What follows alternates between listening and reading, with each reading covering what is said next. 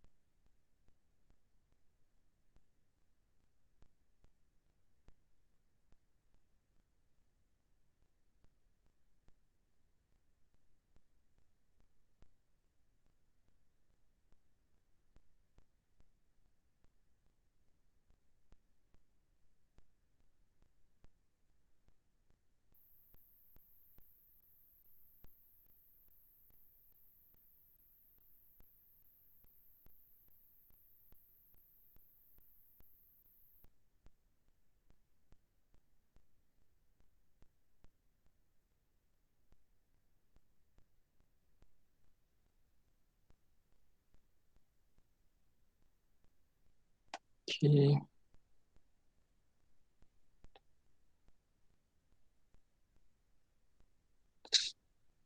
So,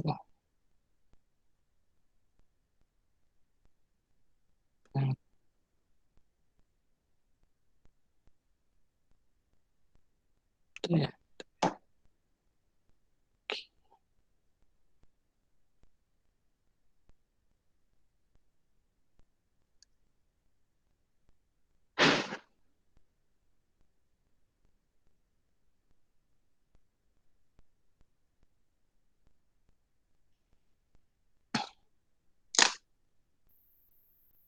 Alamak.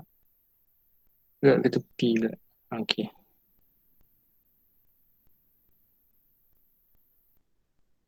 Listen a window. Okay. Bismillahirrahmanirrahim. So can everybody see my screen? Yes. Yes. Okay. So I'll start our session.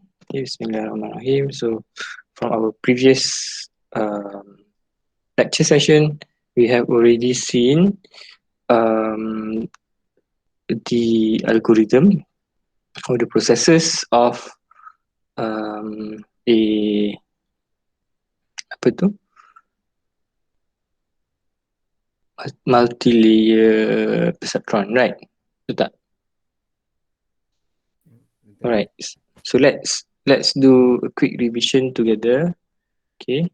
So this is the proposed architecture. Kita panggil ni architecture tau. We call this architecture. Right. So just a quick question to everybody. Saya tak nak detect.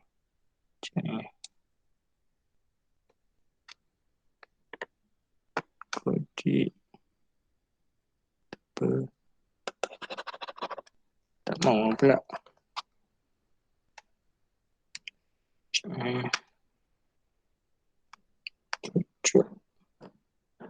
Okay. Tapi dia tak nak detect. Kenapa? Bateri habis ke?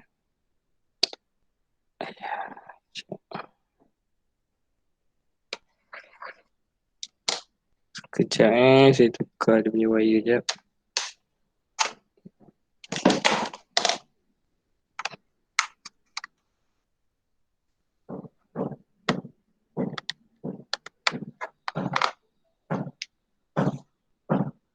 Okay, wire dia tak compatible.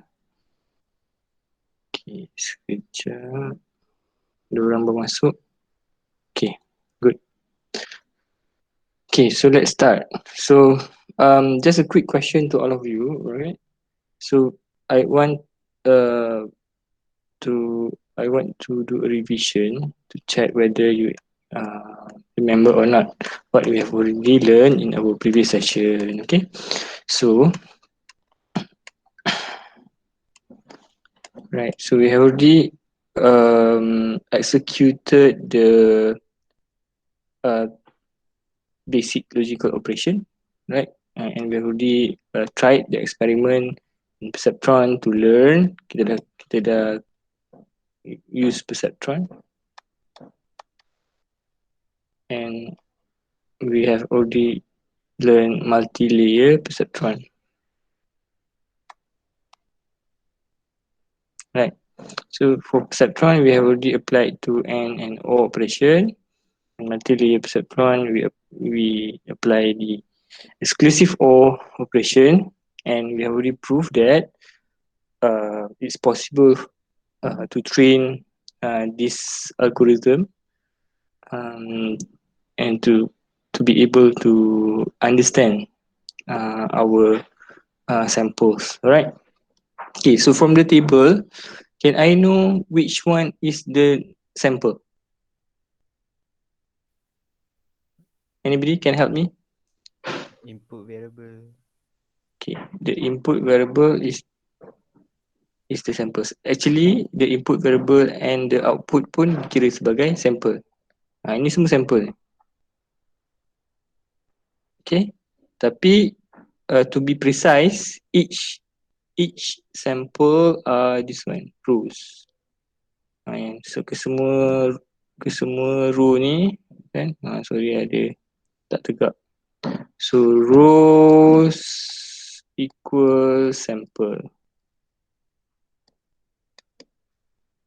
Okay, so how about the neuron? Which one is the input neuron? Ada berapa input neuron? X1 dengan X2. Okay, X1 dengan X2. So these are the input neuron. X1 and X2. How about the output neuron?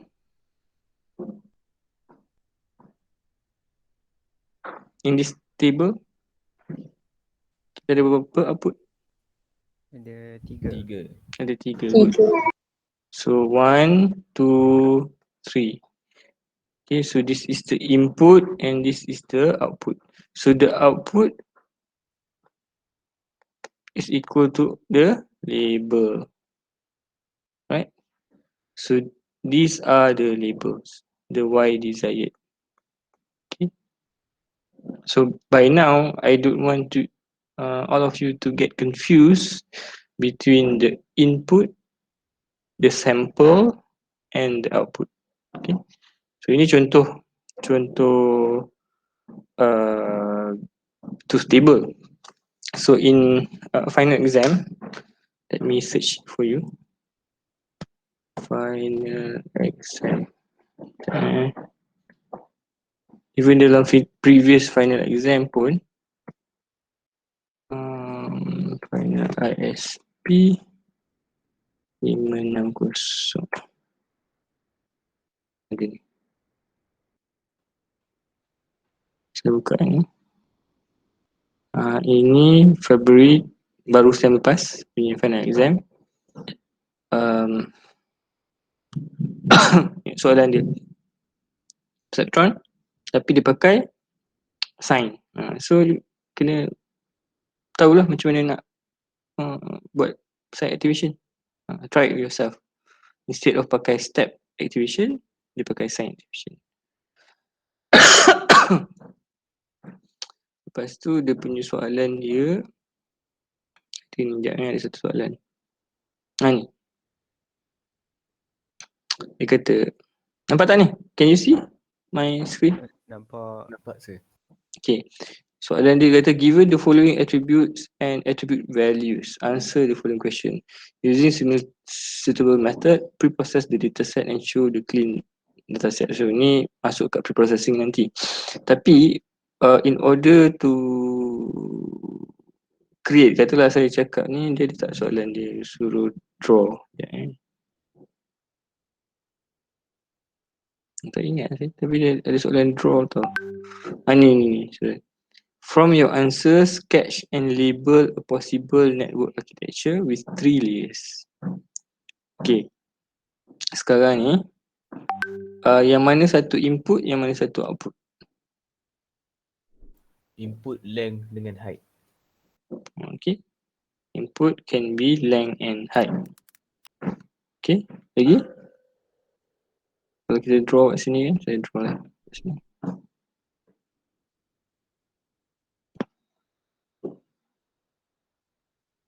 Okay. Kita ada, alamak. Okay, 2. Length dengan height. Lepas tu, output dia Habitat dengan spesies apa? Habitat species. Okay, output dia habitat dengan species. Tak apa, kita try sama-sama. Dia kata apa? Dia kata ada berapa banyak layer? Ada 3 layer. 3. Okay, ada 3 layer. So maknanya ada hidden layer kat sini kan? Right? Betul. Cumanya hidden layer tak dia nyatakan. Dia tak nyatakan the number of neuron in the hidden layer. So cara dia adalah you tengok output dia. Look at the output. So if the output has 2 neuron, so the minimum recommended neuron for the hidden layer is 2. Ataupun okay, ni hidden dia sama ada ni yang ini tak ada dalam teks sebab kalau you cari dalam mana-mana apa tu, dalam mana-mana artikel ataupun mana-mana buku ke, the number of hidden neuron dia akan bagi suggestion dia tak ada specific rules for the number of hidden neurons. Sebab number of hidden neuron pun berdasarkan kita punya eksperimen, kita yang kena set kat. Okay, so cuma recommended value dia adalah hidden must be equals to the output,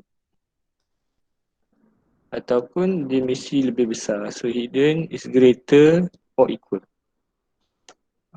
Lebih tak apa, kurang jangan. Okay, ataupun or hidden divide by divide by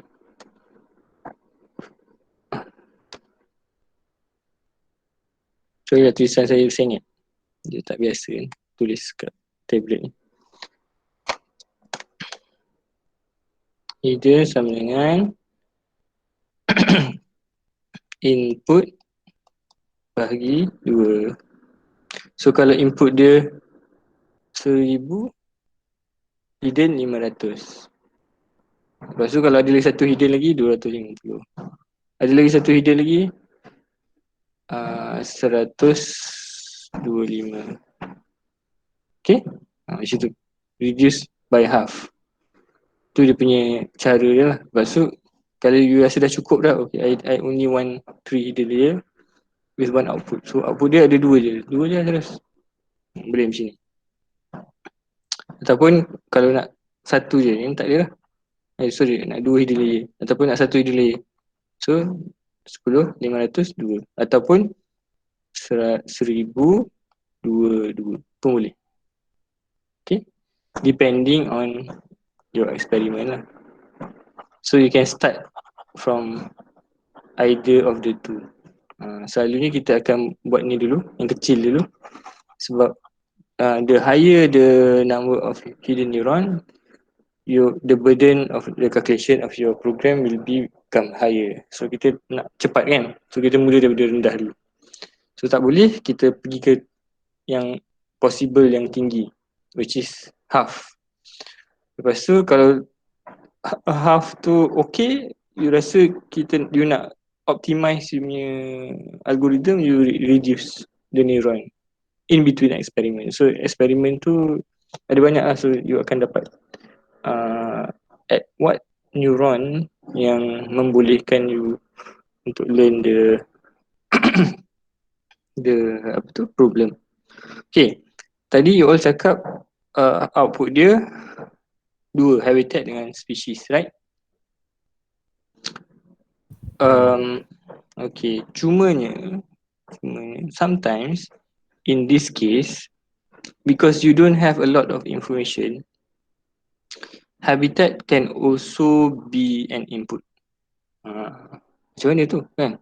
Sebab habitat ni dia punya apa tu parameter dia is set as string kan, tak? So dia fresh water, salt water, fresh water, so kenapa saya cakap kadang-kadang habitat ni boleh menjadi sebagai input juga, sebab kita boleh ubah ni kepada binary. Kalau you nampak ni fresh water dengan salt water kan, so you boleh buat macam kalau habitat dia 1, fresh water, salt water dia kosong. Ataupun kalau you rasa macam 1 dan kosong ni akan memberi impact kepada you punya learning algorithm, sebab kosong kan, you punya summation of input times speed. So kalau kosong times speed, dia kosong lah, dia akan kacau you punya learning, right? So you rasa macam tak sesuai, I don't want 0, so you can jadikan salt water -1, but dia bipolar lah. So habitat dia either fresh water or salt water. Okay, 2. So data dia whatever fresh water 1, salt water -1. Okay, nampak? So this will help to determine the fish species. Okay, so boleh jadi juga jawapan you jadi 3 input, 2 hidden, 2 output. Okay. So jawapan macam ni saya terima, jawapan macam ni pun saya terima juga. Boleh? Boleh. Alright. So we have already covered that. So the next one would be a revision on the steps. Okay, ingat lagi tak steps dia? Ada 4 kan? Sama je macam perceptron kan? Betul tak? Betul, sama. Betul sir. Okay, step yang pertama. Apa beza perceptron dengan step progression untuk step yang pertama? So sekejap saya buka yang blank.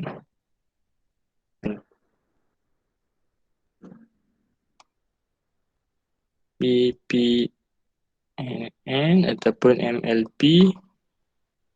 Lepas tu ni adalah perceptron biasa. Okay.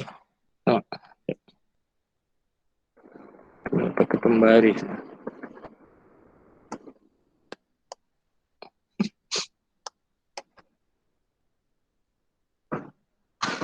Okay, better. Okay, 1. Step number 1. Ada beza tak?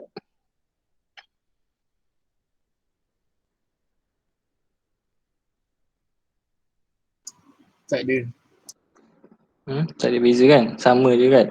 So, ni set weight at random kan?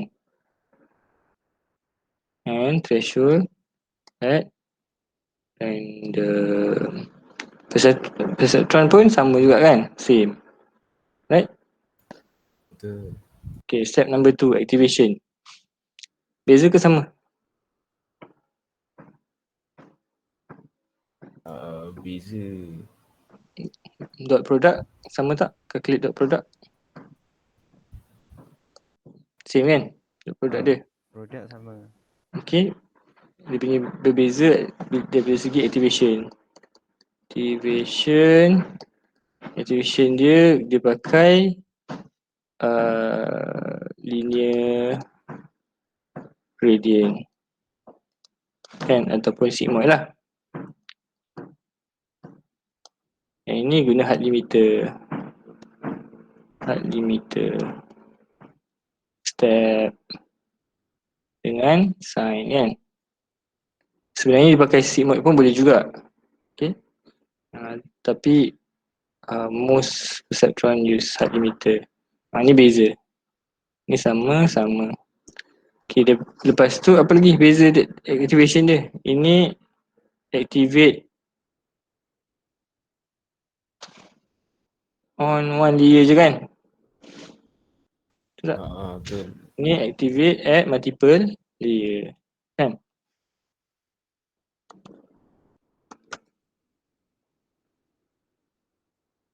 Alright, so habis kat situ. Nombor 4, apa beza dia?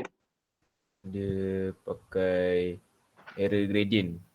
Okay, use error gradient. Yang ni dia pakai error je kan. Use error kan. Betul tak? Betul. So lagi error is propagated kan.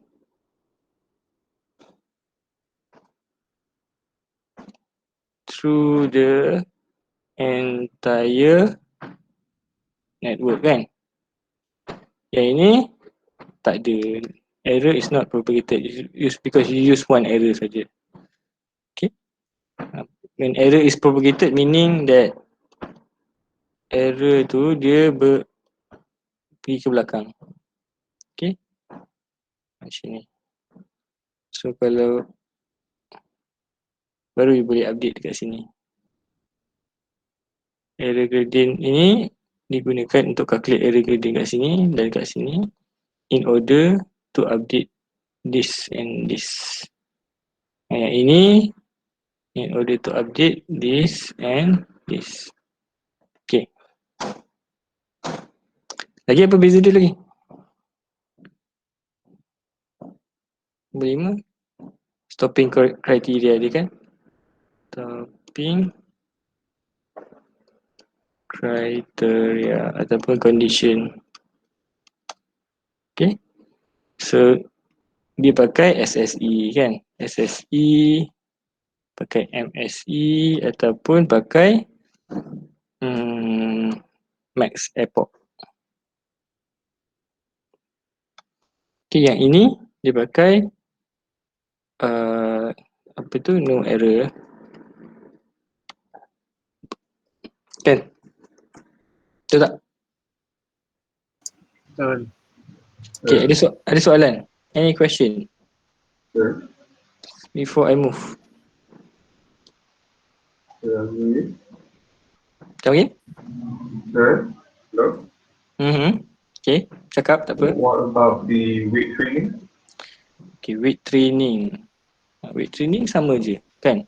Weight training kalau dekat sini sama dengan alpha times input times error gradient. Betul tak? Dekat sini dia pakai alpha times input times error. So samalah. Kita dah cakap dah dia pakai error gradient, ni pakai error. So dia punya delta weight hanya berubah dekat bahagian sini saja. Okay. And then the rest when you update the weight, you dah dapat delta weight, sama je lah. Weight P plus 1 equals to weight P plus delta weight kan. Tak. So it's the same for multi-layer perceptron. Sama juga. Okay, boleh. Do we update the threshold value as well? Okay, yes, good. Alright, if you notice, in the multi-layer MLP, the threshold is updated. Okay. Kenapa dekat perceptron kita tak update threshold? Because when you try up the threshold kan, if you have boleh sebenarnya you boleh update sini threshold kat sini. Okay, tapi untuk contoh yang kita belajar tu, kalau you apa tu, if you immediately change the threshold earlier, so you wouldn't see the example showing that how the bias and the threshold will help in learning the perceptron algorithm. Okay, you dah ada kan program tu kan, program yang MLP tu kan, cuba you buat threshold, boleh update. Tapi nak update threshold, you kena tahu bias lah. So assuming the bias is -1, kan, betul tak? Sebab dia minus threshold kan. So assuming the bias is -1, try to update the threshold. Boleh juga sebenarnya, tak ada masalah. Okay. Alright, sir. Thank you. Alright, next.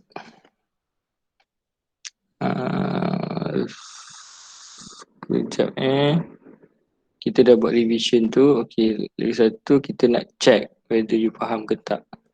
So have you done this exercise? You dah buat tak exercise ni? Guys, exercise yang dalam buku ni. Belum? Belum. Kalau saya harap you buat sendiri, nanti you tak buat. Jadi kita buat sama-sama lah. So I believe some of you have already done this exercise. So just stay with us, alright? So just a quick revision so that you understand how the backpropagation algorithm is calculated. Alright. So again, kalau dalam programming, dia punya index dia bukan macam ini. It's not like this. I would not recommend you to have this index. Kenapa? Because you see, I give you one example. So the process shows that for the first iteration, the input is 0, 0, right?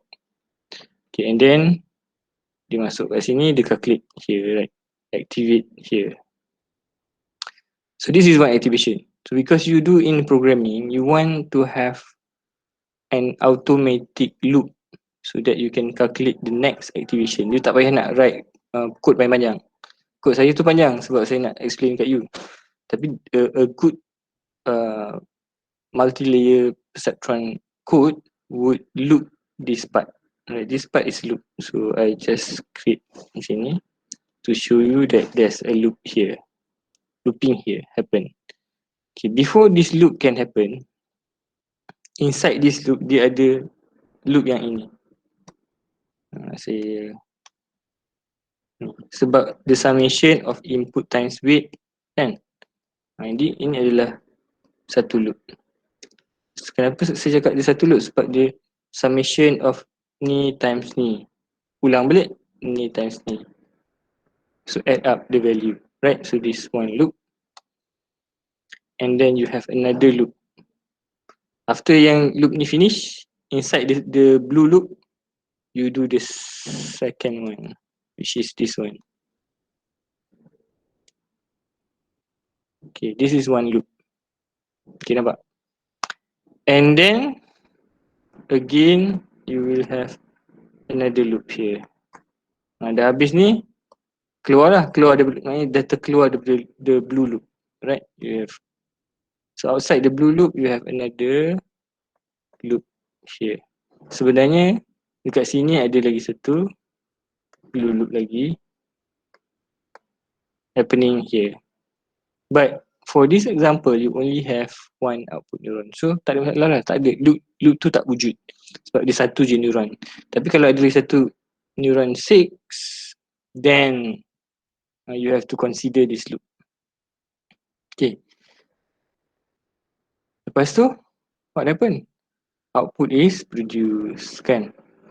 Output is produced. So dekat sini lah you kira error lah, update weight lah, apa lah kan. So adalah proses lain. Step 3. Okay, step 3 is happening at the end here. And then step 3 pun dia ada looping dia sendiri. Okay, however, this is one iteration. The first sample of your data. So when you have already updated the weight and all, the update, you will go to the next iteration. Next iteration, your input will change. Jadi satu pula. So ini adalah iteration yang lain, berbeza. So it's another loop. You have a very big loop here. Ini pun adalah loop dulu.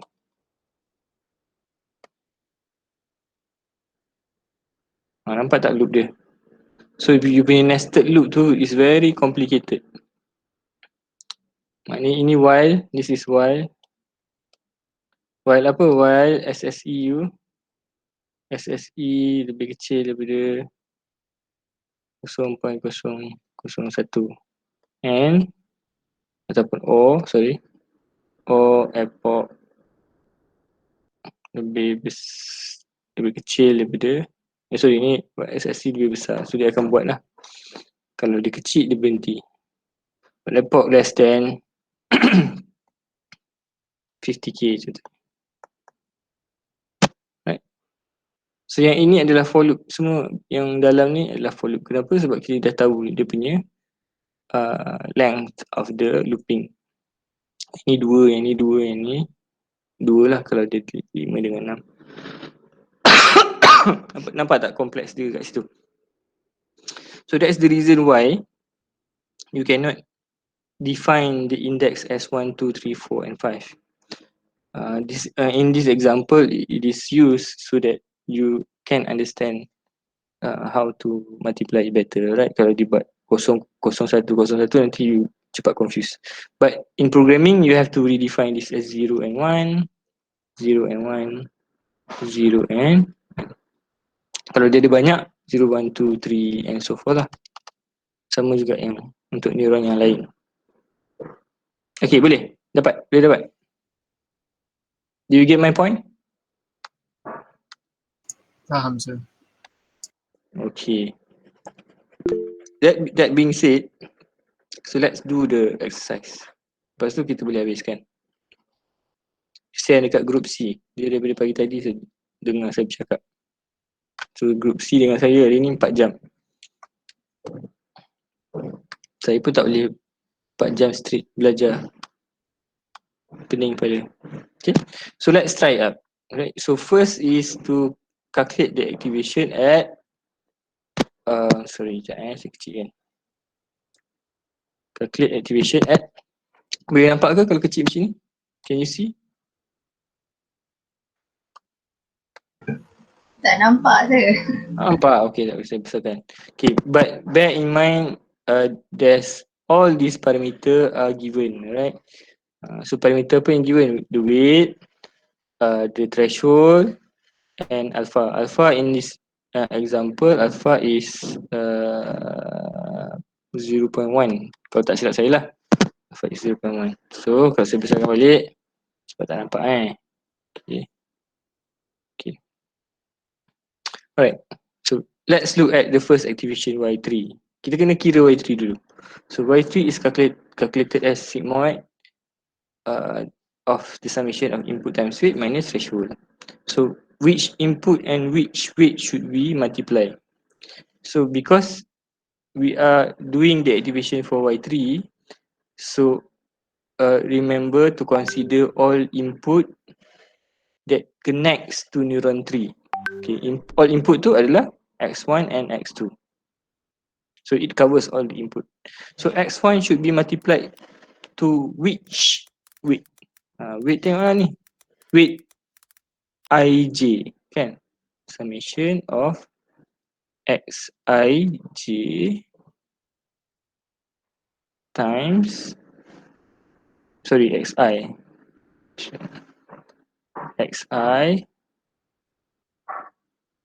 times weight I J minus threshold J. See? So I is input, J is the hidden neuron lah. Hidden neuron apa? Yang mana? 3 kan? So weight I3, I1, J3. Okay. So yang ini X2 weight I2, this I2, J3. Kenapa J3? Sebab neuron 3.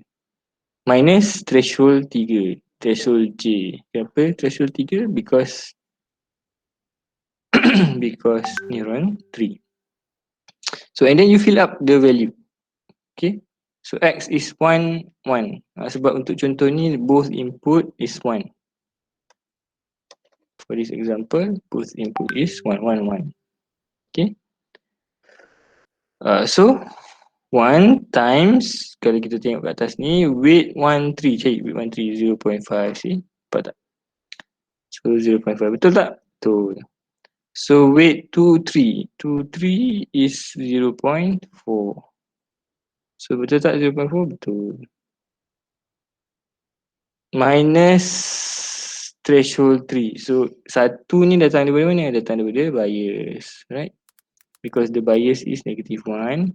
So sepatutnya dia tambah -1 times threshold 3. Threshold 3 0.8. 0.8. Dia reduce the value to negative. Okay. So this is the final activation 0.5250. Sama tak? You kira?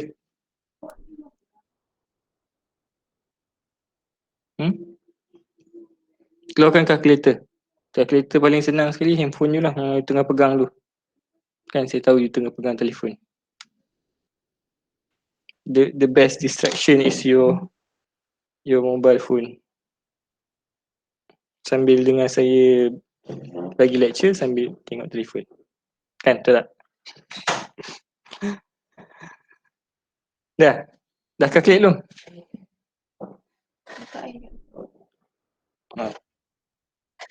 Okay. Alright, calculate yang nombor 2 pula. Sementara saya ada nak buat something. Tunggu jap.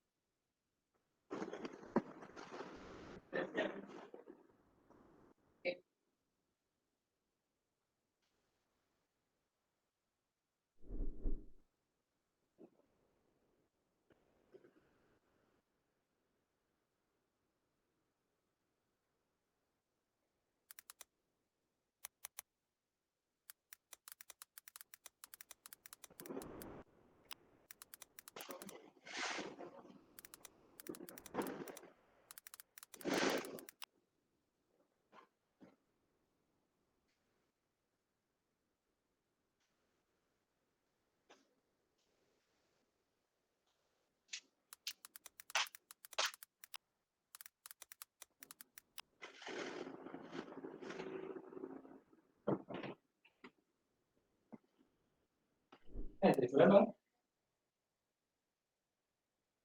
Di polisi.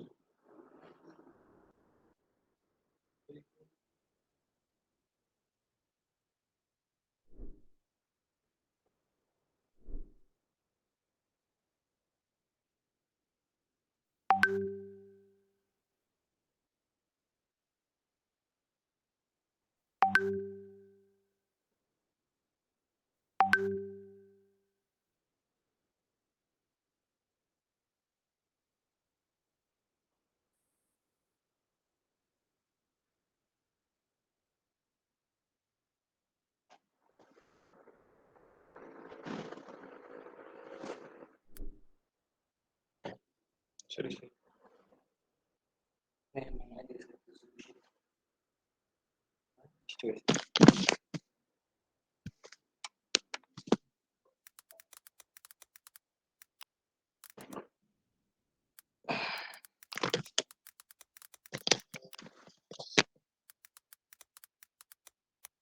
Okay, where are we tadi? Boleh? Dapat sama. Okay, sama Right, so kalau you perasan dekat sini dia jadi positif kan? Tahu kan kenapa dia jadi positif?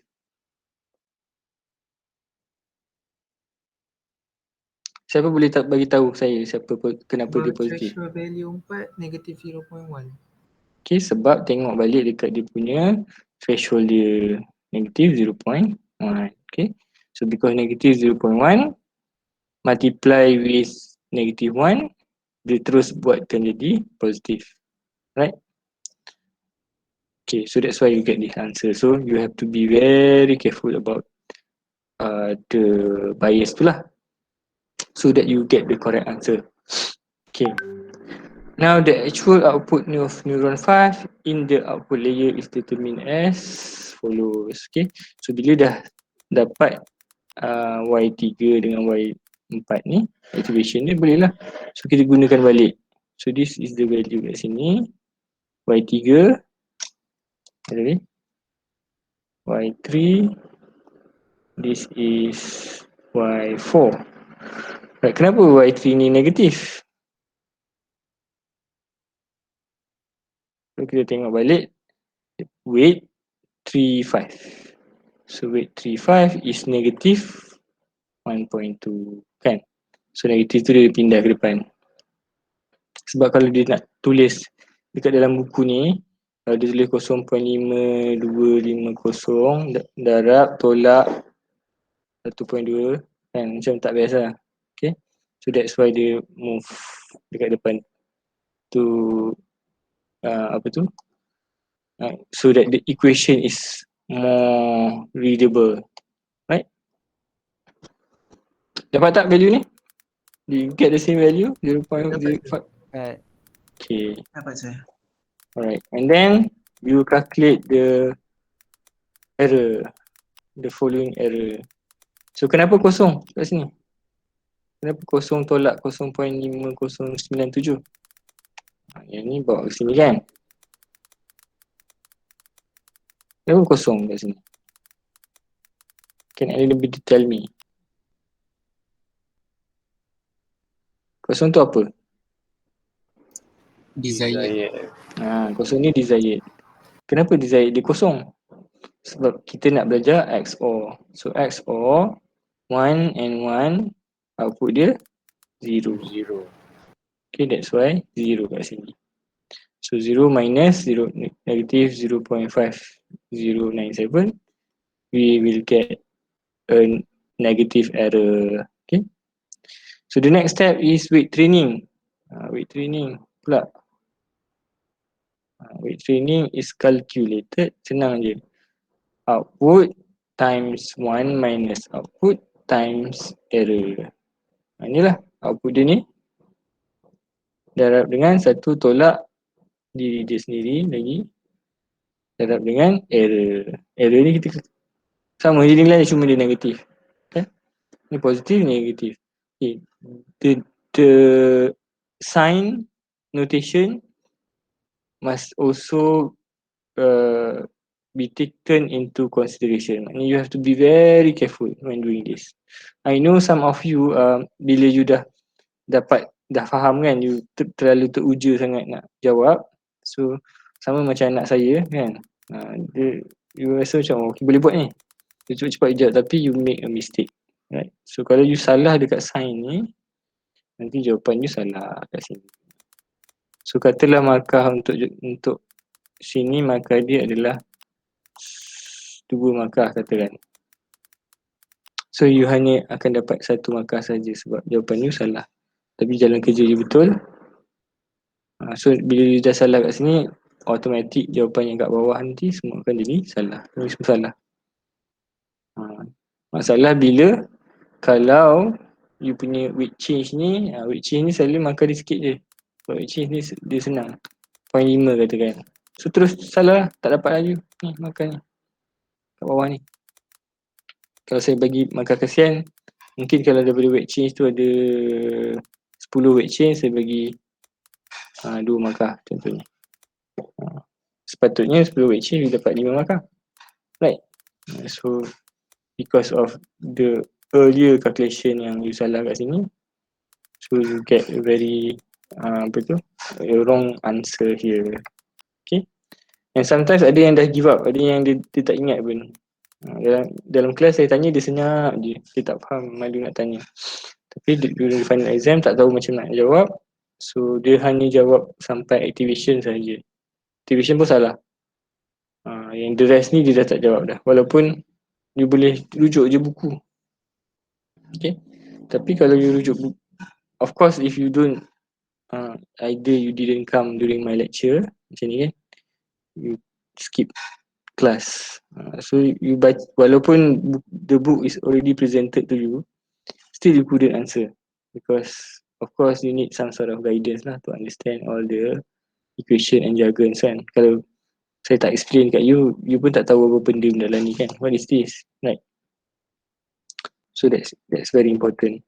So the weight change at the between the hidden and output is calculated as alpha times in activation at the hidden times error gradient.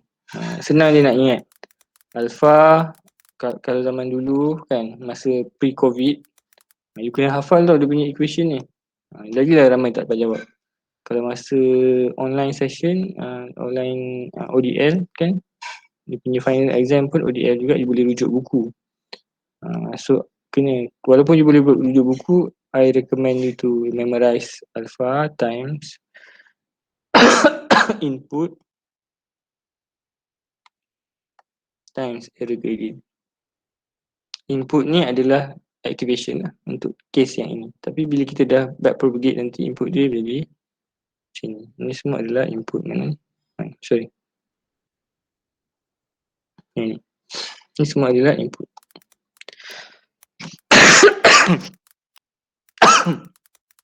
Alright. So I hope you will do the rest of the equation, right? Okay, lepas tu next week saya akan tunjuk more advanced program using backpropagation algorithm, and I will explain about this one, accelerated learning in multi-layer neural network.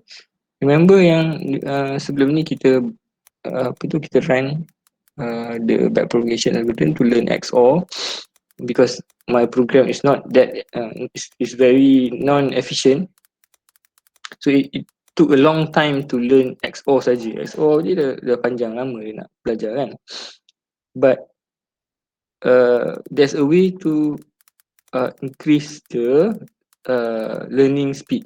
Macam mana kita nak increase learning speed? Maknanya epoch kita kurangkan. Okay, the number of epoch is reduced.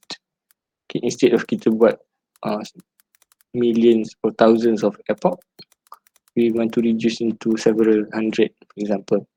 So one of the faster method, ni saya explain sekali lalu je, nanti baca balik, is using a hyperbolic tangent. So this is activation function.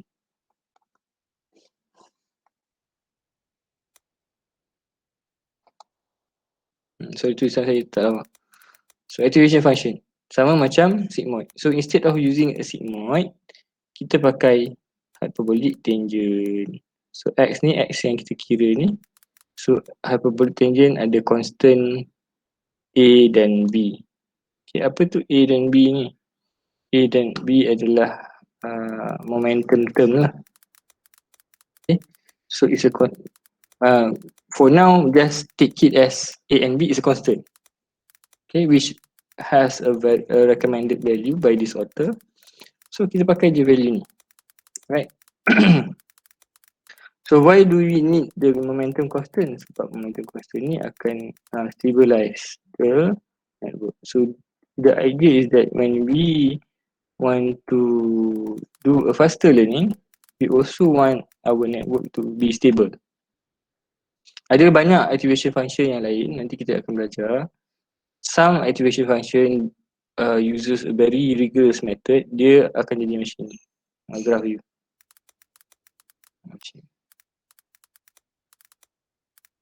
Maknanya dia ada steep ni. Okay. So nanti kita akan tengok contoh yang lain lah, activation function yang lain. And then we can use the delta, generalized delta rule. Inilah delta rule. Boleh baca. Okay, saya terangkan sikit. If the change of sum of square error has the same algebraic sign for several consequent epoch, then the learning rate parameter alpha should be increased. Otherwise, the parameter alpha is decreased. Right? So, macam mana kita nak apa yang kita nak buat? Goal dia adalah kat sini to change the value of alpha. Alpha sebelum ni constant kan? Yang kita belajar. Tapi in this example, alpha is not constant. Alpha change accordingly. Ikut need dia. Ni contoh. So bila error dia tak berubah pada sekian-sekian masa, okay,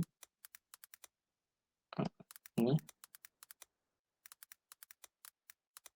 kalau kita tengok ini adalah sum square error, alpha dia sentiasa bertambah. Alpha increase kan, tak, learning dia tak, error dia tak berbeza. There's no change, you know, very subtle. Kalau kita fokus mungkin dia turun lagi lah macam ni. So the idea is to increase alpha because the error does not change. Dia ada curve kat sini. Maknanya learning tu berlaku. Tetapi at a certain point dia dah tak boleh turunkan error dia lagi dah. So what we do is we increase the alpha, increase. So at this point, ni epoch yang sama tau. Sini yang dia kurang. Okay. At this point, dia berlaku macam ni. The error changes lagi, error change. So when the error change, alpha dia turun. So alpha turun ke bawah. So now dia bukan constant lagi lah, sum of square error. Sum of square error it keeps on changing. So the alpha will also change.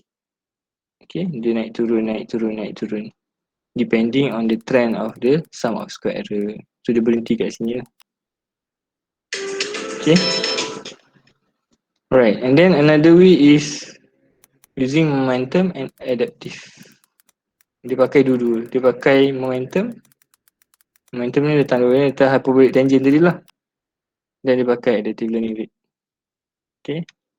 Lagi cepat. Kalau dia tengok ni, dia 120 kan. Saya tak tahu dia pakai apa. Sebab programming yang kita buat tu dah beberapa tahun saya run. Macam yang saya run tu lah. Epoch dia beribu-ribu. Okay. So again, yang ini dia reduce.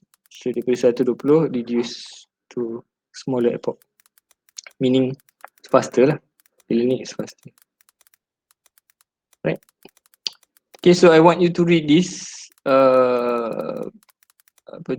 notes. Kena baca sendiri. I don't want to explain further. So you have to read on yourself about how. Okay.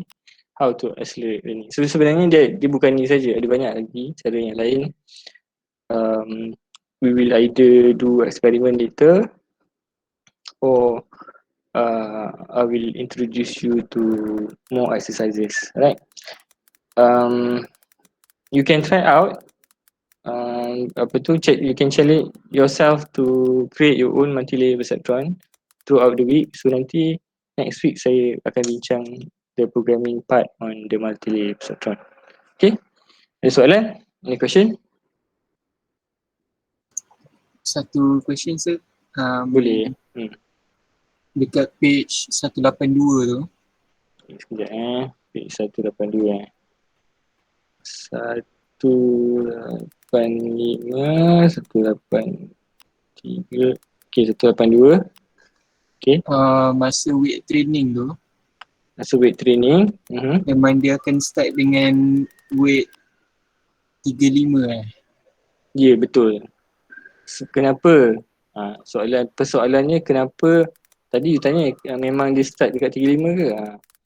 Persoalan dia kenapa dia start kat 35? Ada tak siapa-siapa boleh tolong? Okay, saya tahulah. Kenapa start dekat 35? Tak dengar. Make Sebab sure. dia progression. Sebab dia Back propagation. sebab dia back propagation. Sebab dia back propagate the error.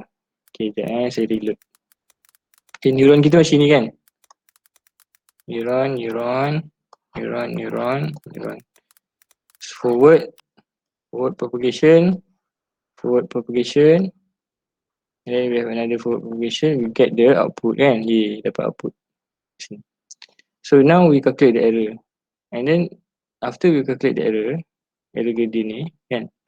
Okay, bila dah dapat error gradient kat sini, barulah kita boleh kira weight ni. Weight 35 ni.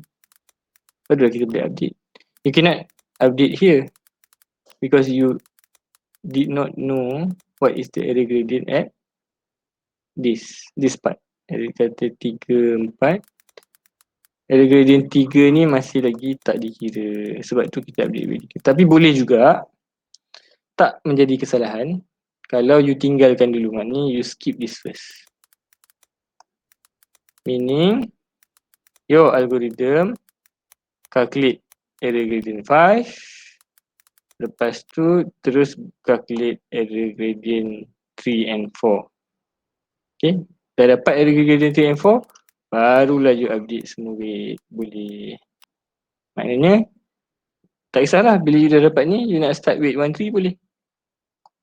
Kira weight 35 dengan 45 ni last pun boleh. Tak masalah. Maknanya skip, you do at the end.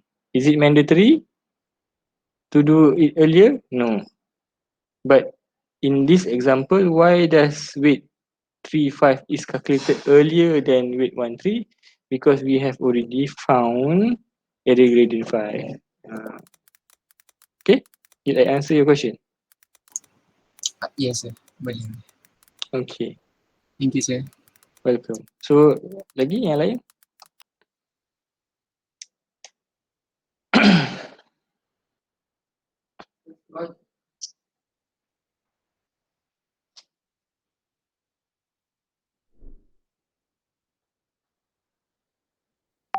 Ada tak orang lain nak tanya soalan? Tak ada sir. Okay, semua faham? Faham. InsyaAllah. Okay, boleh tak pakai parameter yang sama kan? Buat untuk input 11 tak nak. 11 nanti buat input 10. Input 10 satu iteration menggunakan N, satu lagi menggunakan O. Lepas tu nanti kita semak sama-sama. Okay, next week maknanya next week we will do a revision on N and O operation with the input 1 and 0. Maknanya satu input dia 1, 0, output dia 0 for N operation. Lagi satu 1, 0 and output dia 1 for N operation. So maknanya you akan ada dua different iteration from two different output. Lepas tu kita buat sama-sama. Dia punya apa tu? Dia punya you buat dua architecture berbeza tau. Kalau you gabungkan architecture dia boleh juga sebenarnya. Tapi nanti calculation jadi lain. Saya nak dua separate iteration. Okay? Boleh?